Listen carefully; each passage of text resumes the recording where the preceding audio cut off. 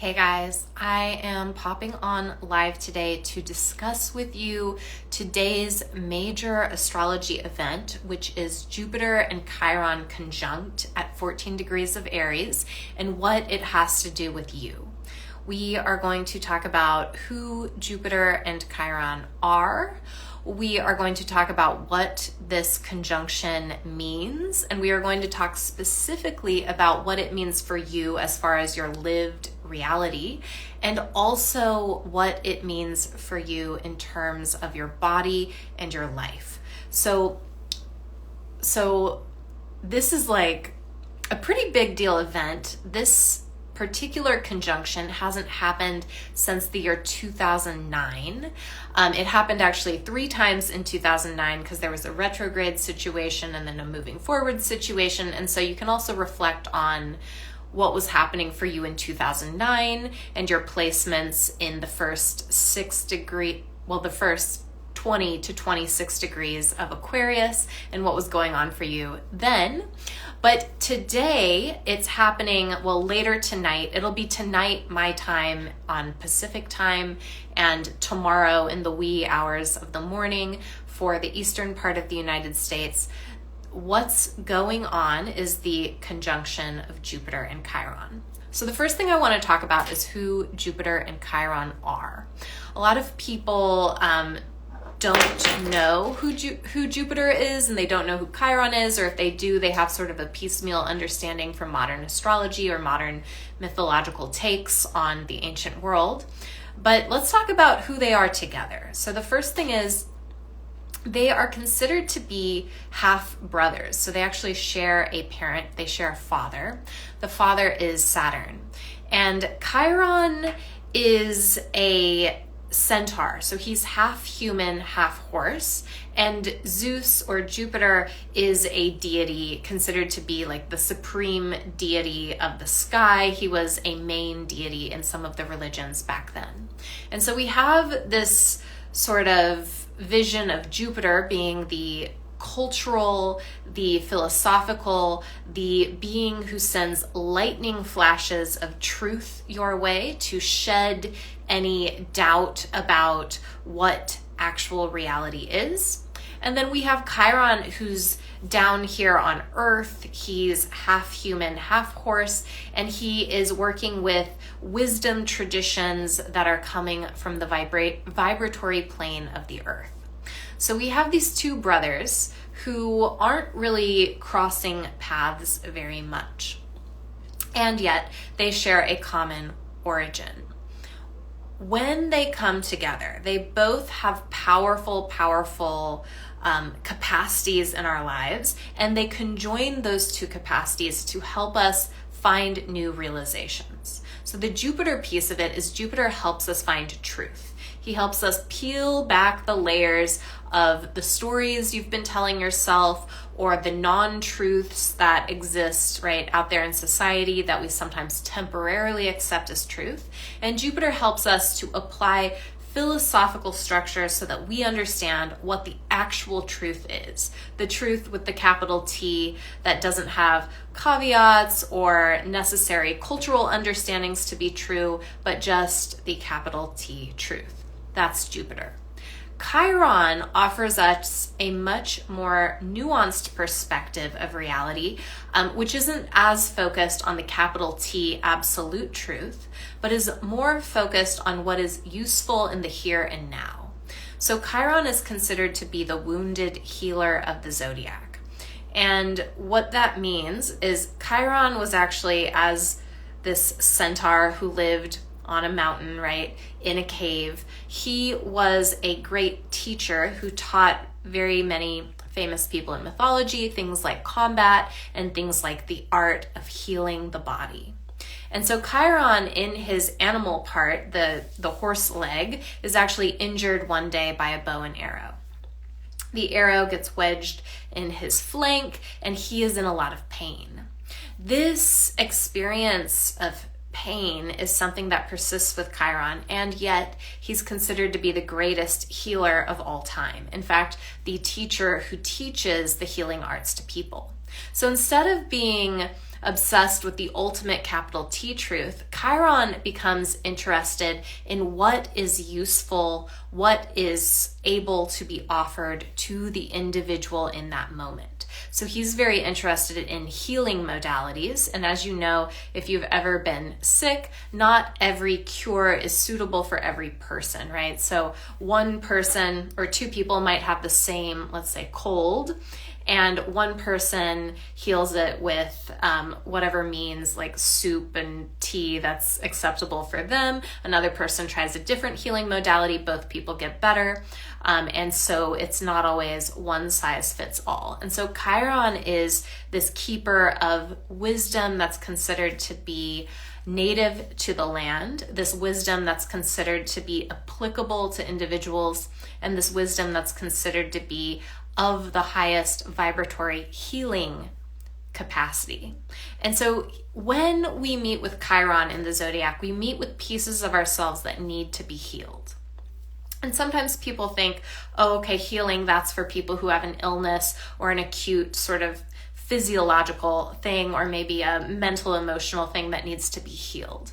But really, healing is something that we do from a Chiron perspective at all times. So healing is the continuous remembering of our own wholeness. It's the continuous returning to a space of remembering that you don't need to seek outside of yourself, because what you are seeking is already within. Now, Jupiter also points us to this truth, but through the lens of philosophy and of peeling back all of the various layers of untruth. And so together, when they come together, Chiron's capacity to be with the wounded pieces of ourselves is expanded and given the benefit of the lens of universal truth. This is a very powerful thing to do. And if you look throughout history, you'll see things happening at various Chiron-Jupiter conjunctions that really set things in motion, which help us to return to our state of more capacity, greater capacity to experience wholeness, that help us tear down things that have been blocking us from what we've been doing. And if you look at the Chiron-Jupiter conjunctions in the course of your life, you will understand exactly what these have meant for you. And I think that's really interesting. I always love looking at where these occur in people's charts. So if you're wondering where this is occurring in your chart today, it's at 14 degrees of Aries, wherever that is in your personal chart. You can find that pretty easily. If you don't have your chart already, you can look one up on the internet or have a professional astrologer look one up for you. That's all fine, well, and good. They have them for free at the website astro.com. But for now, let's talk about this 14-degree point in Aries where this conjunction is happening. So Aries is a sign of vision and of being a leader. And it's not just being a leader like in business or life or whatever, you're the head of the group project, but it's about being a leader because you are accurately expressing the divine spark of life that lives inside of you. So when you accurately express your unique divine spark, that's you expressing your Aries capacity. And your unique divine spark inside of you is just that, it's unique. And so you necessarily have to be a leader in that modality because you necessarily have to embody your soul as you are.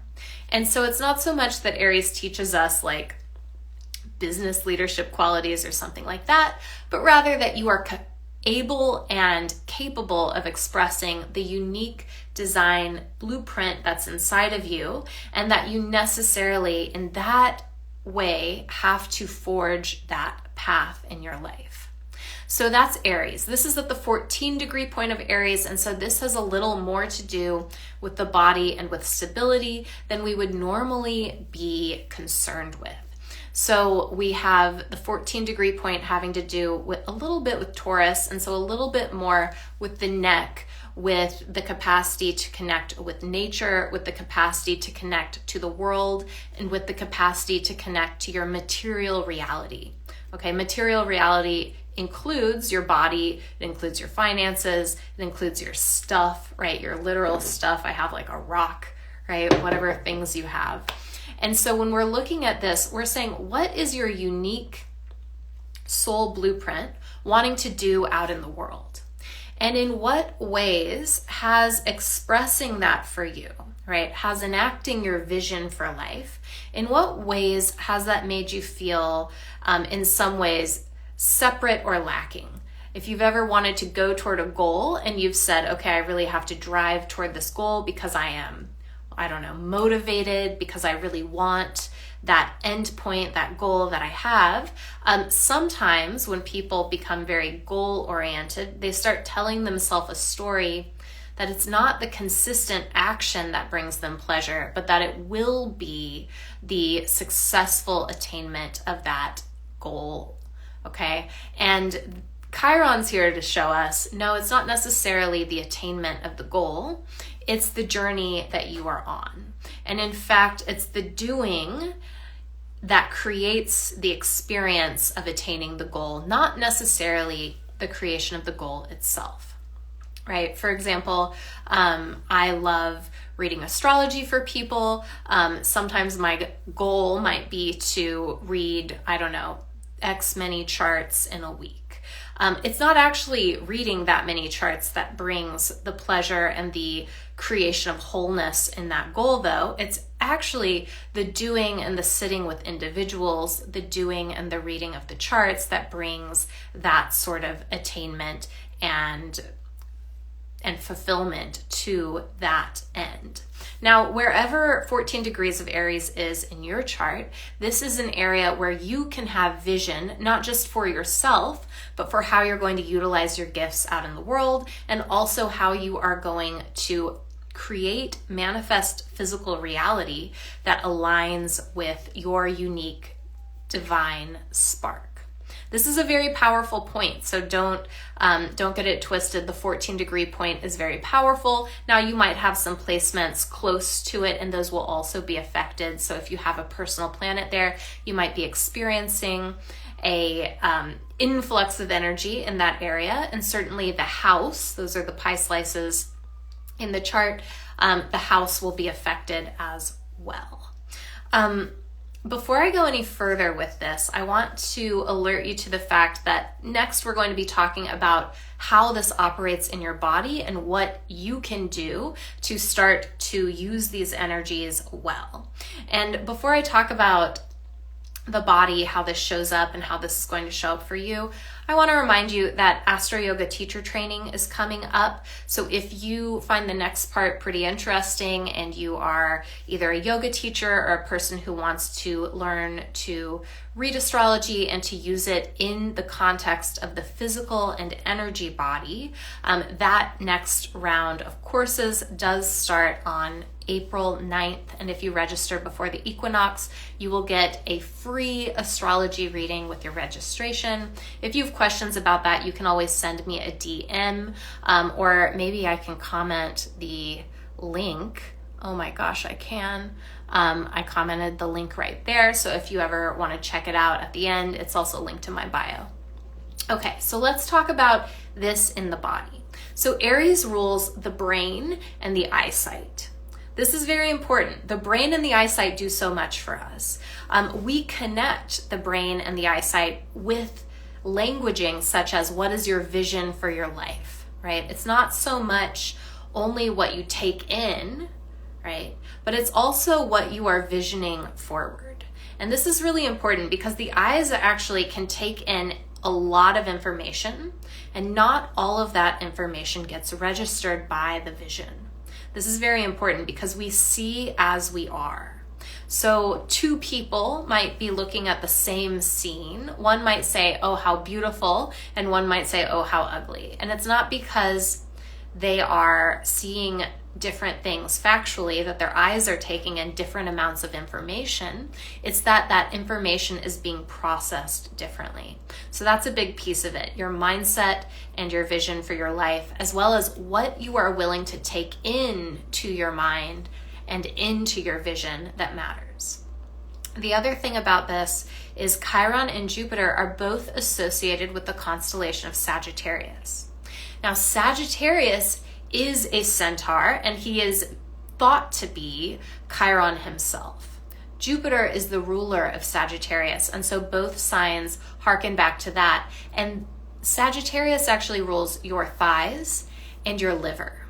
The liver is very important, okay? So in the ancient world, in various cultures, there are only 3 places in the body where we have thought the soul was housed, right? Every time you're like, where do I, quote unquote, live in my body? People often think it's the brain, right? We often think, oh yeah, I'm really living in my head. I'm in my mind, the way I process things. Maybe the seat of the soul is the brain, right? The third eye, maybe it's the brain.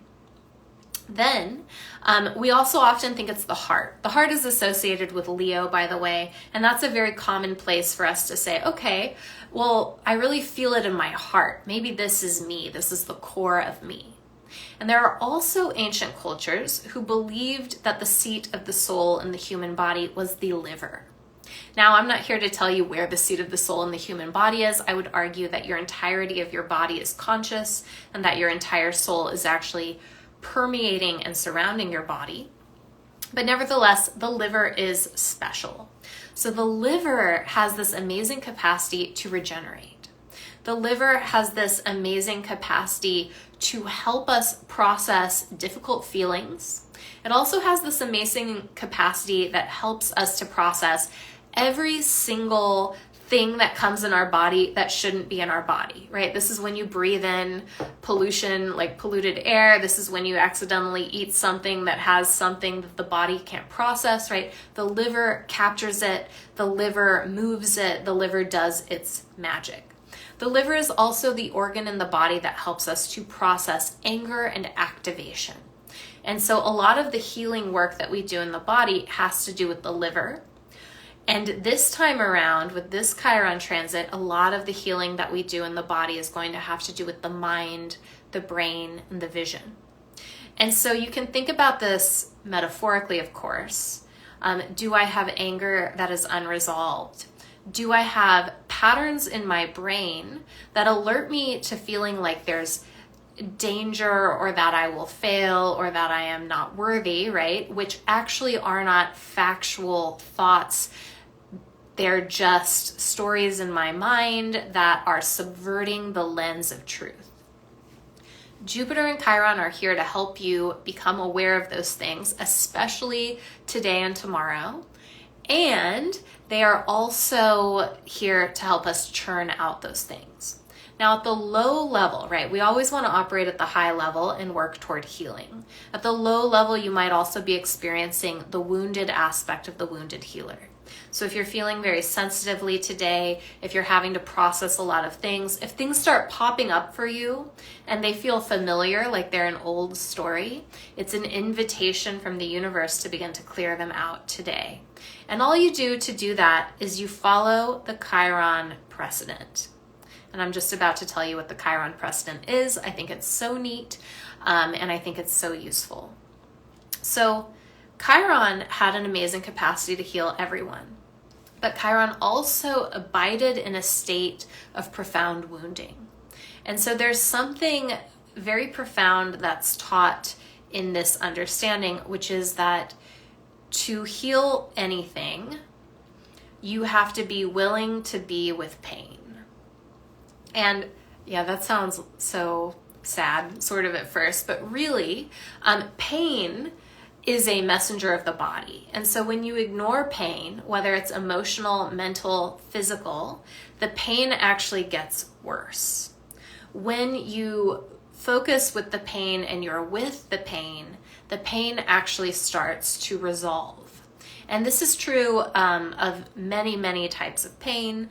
I've done this when I've had injuries, like bone injuries. I've done this when I've had emotional injury. I've done this when I've had like thought form injury, right? The way to heal it is to be with it, to become curious about what the message is telling you. And this is what one of the messages of Chiron is that we are capable of abiding in a state of pain in a way that promotes healing. We are also capable of being with our pain, and our pain will show us gifts of wisdom. And the ultimate gift that eventually comes from being with the pain, the wounding, is the healing of the wound. Now, of course, in mythology, Chiron healed other people's wounds. He didn't quite heal his wound. He wound up giving up his immortality and I think trading it, I forget if it was with Prometheus or Jason. Anyway, he goes off and follows the mythological structure. Nevertheless, it's very important during these Chiron transits to become aware of feelings of woundedness, whether they're just acute, feeling wounds, or if you're just feeling like you're not whole, if you're feeling like you're lacking something, if you're feeling like your exact vision for your life has not become completely manifested, right? All of those things are things that can be worked with right now. And you can return to a state of the now moment where you experience healing, where you experience yourself as already having everything you need. Well, someone says, I bumped into a friend who meditates every morning at dawn. That's beautiful. Meditating at dawn is a really beautiful practice. Meditation is very Chiron-like, because when you meditate, so much of it is just sitting there and being with the pieces of yourself that often don't get attended to. That's really beautiful. So she says, he's a superhuman who's been so kind to everyone, and he expressed a story of his childhood pain. There's a truth to that, right? There's a truth of pain really bringing us closer to kindness, closer to compassion, right? For ourselves and others. And, so much of healing and like the healing journey of anything, right? It's not like there's one healing journey. I guess in a certain way, there's one healing journey and we're all on it forever, right? Until the absolute realization of all of humanity or whatever.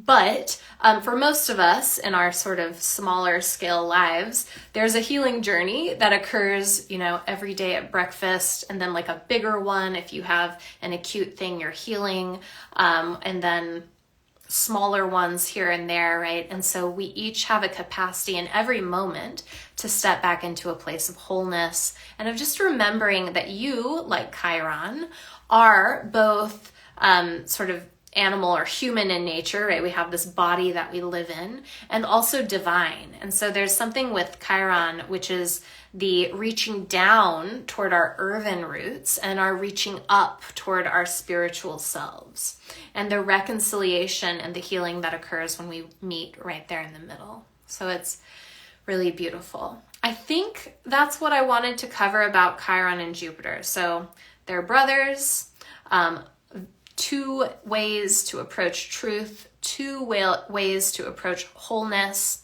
This entire thing is all about stepping into the reconciliation of the archetypical world and the lived material reality world, of healing on the ethereal level and living in your human form, right? These are the moments where we understand that things happen in the body as messengers, that things happen in our minds and our hearts and our emotions as messengers, and that we each have the capacity to patiently be, just like with Chiron, with ourselves, with the things that cause us pain, or even low-level forms of pain like anxiety or stress, right? That we can be with that until we understand it and can transmute it to a space of healing and wholeness.